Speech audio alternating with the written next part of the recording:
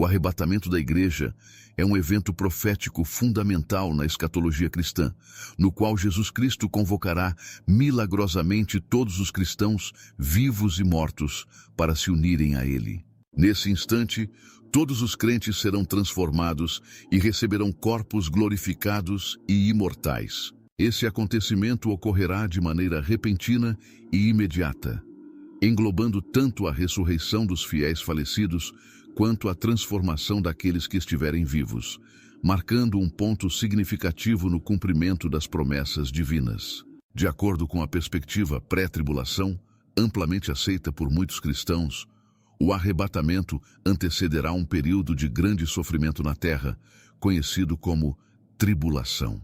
Essa abordagem sugere que os crentes serão poupados dos eventos tribulacionais, sendo levados para estar com Cristo antes que eles se desenrolem. A fundamentação bíblica para o arrebatamento encontra-se principalmente no Novo Testamento, especialmente em 1 Tessalonicenses 4, 16, 17, onde o apóstolo Paulo descreve o evento de maneira detalhada. Ele enfatiza que o arrebatamento será um ato divino, conduzido diretamente por Cristo, e assegura que os crentes falecidos não serão esquecidos nesse momento glorioso. Para os cristãos, o arrebatamento é uma fonte de esperança e consolo, reafirmando a vitória de Cristo e a promessa de vida eterna para aqueles que nele confiam. No entanto, o momento exato em que ocorrerá permanece um mistério. Além da visão pré-tribulacionista, existem outras perspectivas dentro da escatologia cristã, como a visão pós-tribulação, que acredita que os cristãos passarão pela tribulação e serão arrebatados ao final dela. A visão midi-tribulação, que sugere que o arrebatamento ocorrerá na metade do período de tribulação. E a visão pré-ira, que posiciona o arrebatamento antes do derramamento da ira divina nos últimos estágios da tribulação. Há também abordagens como o amilenismo e o pós-milenismo, que apresentam interpretações distintas sobre o milênio e os eventos finais, atribuindo menos ênfase a um arrebatamento como concebido pelo pré-tribulacionismo. É essencial compreender que a escatologia, assim como outras áreas da teologia, é complexa e oferece múltiplas interpretações. No céu, haverá pessoas de diferentes crenças e entendimentos teológicos, destacando a importância de não permitir que essas divergências gerem divisões ou hostilidades entre os cristãos. O amor compartilhado por Jesus Cristo deve ser o elemento unificador entre os crentes. Outro evento profético significativo é a construção do terceiro templo. A história segue uma linha definida, com um início e um fim, e Deus governa esse processo dentro de uma linha do tempo profética. As Escrituras frequentemente mencionam a existência de um templo nos eventos do fim dos tempos, posicionando-o como um elemento central na narrativa escatológica.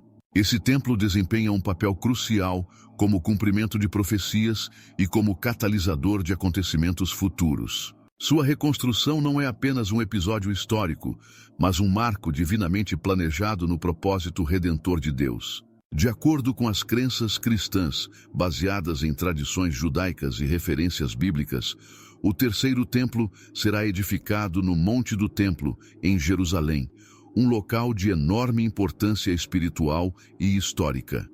A construção do terceiro templo é considerada um marco significativo para cristãos e judeus, pois representa o cumprimento de profecias bíblicas, especialmente as mencionadas em Daniel 9, 27 e Mateus 24, 15.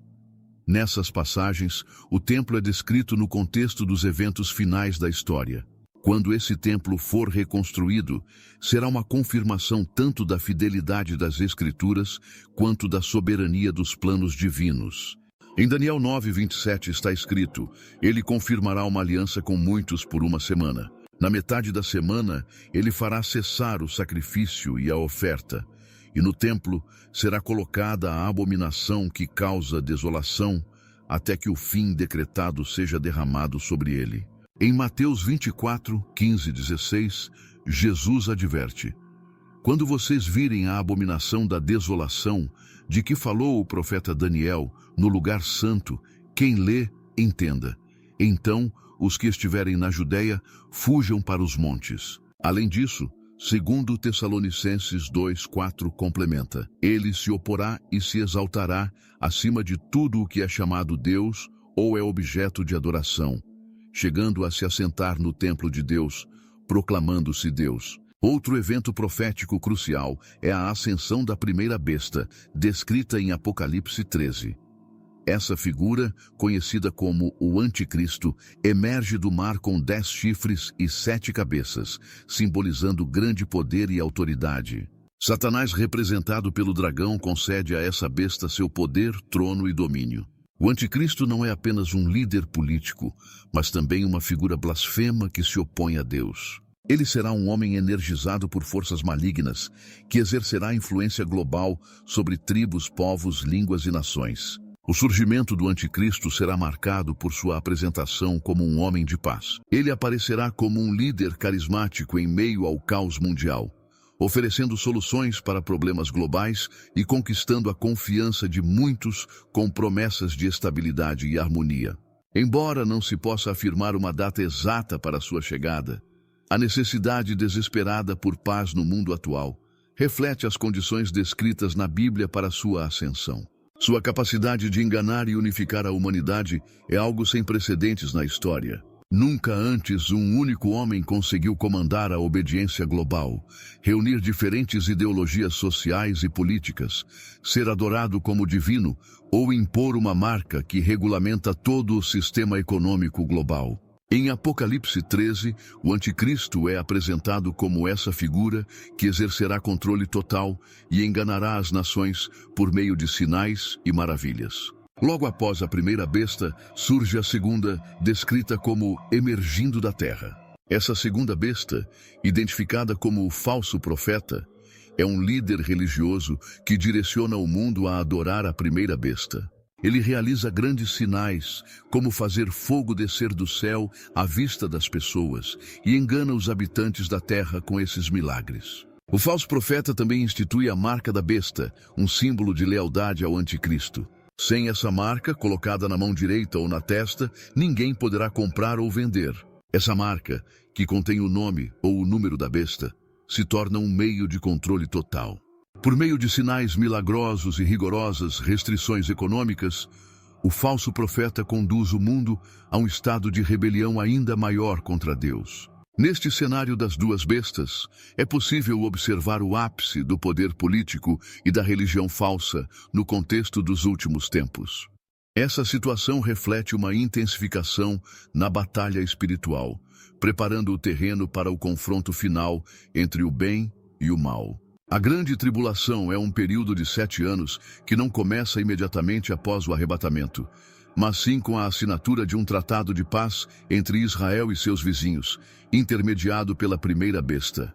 Este período será caracterizado por uma manifestação do mal sem restrições, incluindo desastres naturais, guerras e doenças, com o Anticristo desempenhando um papel central. Embora marcado por horrores, será também um tempo de grande despertar espiritual. Entre os eventos importantes que ocorrerão estão o surgimento dos 4 cavaleiros do Apocalipse, que simbolizam conquista, guerra, fome e morte. Haverá também o soar de 7 trombetas, cada uma marcando julgamentos e catástrofes, além da aparição de Abaddon ou Apollyon, o Destruidor, que liderará um exército de gafanhotos responsáveis por pragas e sofrimento. O período culminará no derramamento das 7 taças da ira de Deus, que trarão mais destruição e pragas ao mundo. Jesus Cristo, ao descrever a gravidade desse período em Mateus 24:22, afirmou que, se esses dias não fossem abreviados, ninguém sobreviveria. No entanto, por causa dos escolhidos, esses dias serão encurtados. Essa declaração sublinha a severidade da grande tribulação que será sem precedentes na história. O silêncio no céu por meia hora, conforme relatado, ilustra a magnitude desse momento. Lucas 21:26 também destaca o impacto emocional e psicológico extremo que as pessoas enfrentarão, afirmando que os homens desmaiarão de terror na expectativa do que virá sobre o mundo, pois os poderes celestes serão abalados. Esse temor será causado não apenas pelos eventos catastróficos na Terra, como guerras e desastres naturais, mas também pelas perturbações cósmicas, indicando uma mudança na ordem estabelecida. Outro evento crítico durante a tribulação será a abominação da desolação, mencionada em Mateus 24, 15, 18 e no livro de Daniel. Esse ato de sacrilégio será cometido pelo anticristo, que se proclamará Deus dentro do templo judeu reconstruído em Jerusalém. Este acontecimento marca um ponto de virada significativo, representando uma escalada tangível nos eventos proféticos. Ele também anuncia um período de perseguição e sofrimento ainda mais intensificados, simbolizando a aceleração dos últimos tempos e o julgamento iminente de Deus. Esse evento enfatiza a seriedade do período e a necessidade de preparação espiritual por parte dos crentes. A segunda vinda de Jesus Cristo é descrita em Apocalipse 19, 11, no contexto da Batalha do Armagedon. Essa batalha ocorrerá nos últimos momentos da tribulação, quando forças demoníacas e líderes mundiais, sob a liderança do anticristo, reunirão seus exércitos para atacar Jerusalém.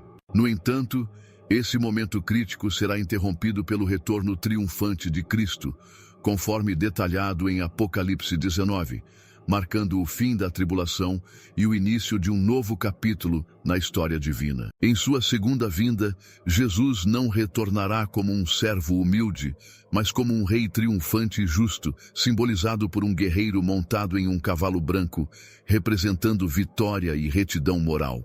Esse retorno marcará o fim do reinado do mal, destacando sua autoridade e poder divinos em contraste com sua primeira vinda. Ao descer à terra, liderando os exércitos celestiais, sua chegada será marcada por sua posição no Monte das Oliveiras.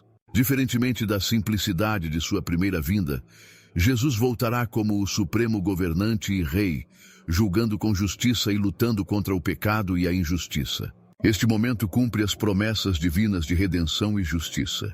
Na Batalha do Armagedon, Cristo e seus exércitos celestiais enfrentarão diretamente as forças do anticristo e do falso profeta. O desfecho será a derrota total dessas forças malignas, com o anticristo e o falso profeta sendo lançados no lago de fogo, os primeiros a serem condenados a este destino. Satanás, fonte de todo o engano, será preso por 1000 anos. Após essa vitória definitiva, Cristo estabelecerá seu reino na terra, que durará 1000 anos, um período caracterizado por paz, justiça e governo divino, em claro contraste com o caos da tribulação. Esse evento reafirma o cumprimento das profecias bíblicas e celebra a vitória final do bem sobre o mal, marcando o início do reinado de Cristo e a manifestação plena da justiça divina. O reino milenar de Jesus Cristo, como profetizado, será um período literal de 1000 anos, mencionado 6 vezes em Apocalipse 20, 2, 7. Essa era conhecida como reino milenar, promete uma transformação significativa, trazendo paz e justiça. Imagine um mundo sob o domínio de Cristo, onde não haverá medo, portas trancadas ou insegurança, mas sim um ambiente físico e espiritual perfeito. Durante esse tempo, Satanás estará restrito, garantindo uma paz verdadeira em contraste com a calmaria enganosa da grande tribulação promovida pelo anticristo. Apocalipse 20 reforça a importância desse período, apresentado como uma utopia prática, em que Jesus reinará trazendo alegria, paz e prosperidade. A sociedade será composta por 2 grupos, aqueles com corpos glorificados e os sobreviventes da grande tribulação, que possuirão corpos terrenos. Mesmo sob o governo divino, alguns se rebelarão contra Jesus após a libertação de Satanás no final do milênio. Contudo, o foco está na glória do reinado milenar.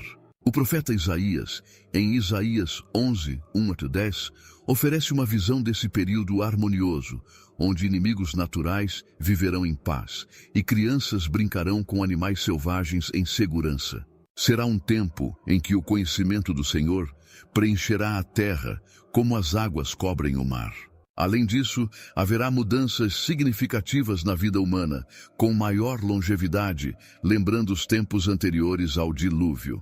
Isaías 65:20 sugere que morrer aos 100 anos será considerado como a morte de uma criança, e as melhorias na saúde permitirão que pessoas conheçam várias gerações de seus descendentes, desfrutando de vidas longas ao lado de suas famílias. Livros serão abertos, incluindo o livro da vida, e os mortos serão julgados conforme suas obras registradas nesses livros. Aqueles cujos nomes não estiverem no livro da vida enfrentarão a segunda morte, sendo lançados no lago de fogo.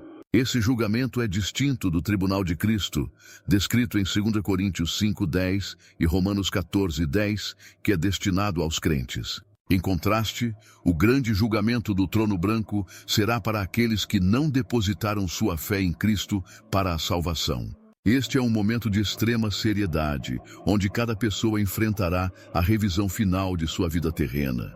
As emoções envolvidas serão intensas à medida que cada um reflete sobre suas escolhas, oportunidades perdidas para a salvação, pecados cometidos e segredos agora revelados, ressaltando a importância da vida e da fé. Em Apocalipse 21, 1-4, João descreve a visão de um novo céu e uma nova terra, substituindo o primeiro céu e a primeira terra. Essa visão inclui a descida da Santa Cidade, Nova Jerusalém, adornada como uma noiva preparada para o seu marido. Esse evento simboliza a íntima comunhão entre Deus e a humanidade, prometendo uma proximidade profunda e eterna com o Criador. A descida magnífica da Cidade Santa evoca emoções indescritíveis, apresentando um cenário de beleza extraordinária, repleto de cores desconhecidas e materiais celestiais, além de criaturas impressionantes, como as descritas por Ezequiel, com múltiplas faces e corpos cobertos de olhos, oferecendo um vislumbre das maravilhas celestiais. Haverá também uma transformação completa para os seres humanos, que passarão de mortais a imortais, de corruptíveis a incorruptíveis, pois os corpos atuais, marcados pelo pecado, não são adequados para suportar a glória de Deus. No céu, veremos nossos entes queridos em perfeita saúde, livres de qualquer sofrimento, o que trará grande conforto e alegria. Com nossos novos corpos, será possível estar na presença de Deus. Enquanto Moisés não pôde ver o rosto de Deus e viver, como relatado em Êxodo 33, 18-23, no céu veremos Deus face a face. Estaremos rodeados de querubins, serafins e incontáveis anjos, proclamando a santidade de Deus. No céu, alcançaremos um entendimento pleno da orientação divina em nossas vidas terrenas, percebendo como Deus nos protegeu do mal, guiou nossas escolhas e nos abençoou além do que merecíamos. Esse reconhecimento aprofundará nossa gratidão pela presença constante de Deus. A descida da Nova Jerusalém marcará o início de uma eternidade de paz incomparável, em total contraste com o conflito e a ansiedade do mundo atual. No céu, cada dia será melhor que o mais feliz dos dias na terra, trazendo alegria, amor e paz ilimitados. Essa felicidade eterna será uma ruptura definitiva com as alegrias e tristezas passageiras da vida terrena, revelando a plenitude da promessa divina. Estar no céu e finalmente alcançar o tão esperado paraíso nos trará um sentimento indescritível de admiração e gratidão. Pensaremos com o coração cheio de alegria: eu consegui, estou aqui. E maravilhados com a beleza e perfeição do nosso lar eterno.